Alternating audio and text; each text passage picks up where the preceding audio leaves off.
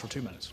Thank you, Mr. Speaker. I thank the gentleman for yielding, and I thank him for his leadership for fairness and safety in our schools and for justice in our community.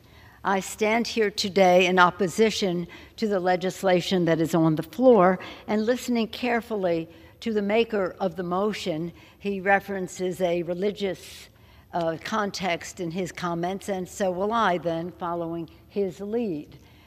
Yes, we are all God's children.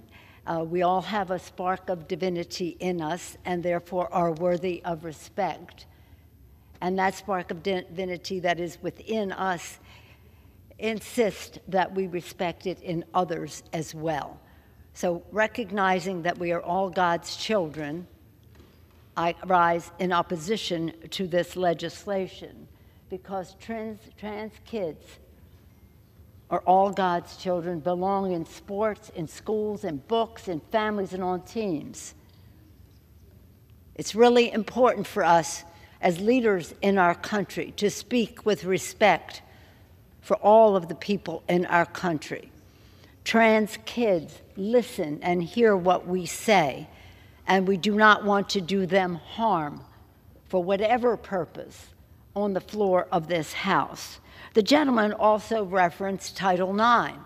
Well, none of us were probably here when Patsy Mink very courageously passed Title IX. Many of us were here as we reauthorized it over time and fought off initiatives to weaken it, to say that supporting women in sports was taking away from men in sports. Simply not the case.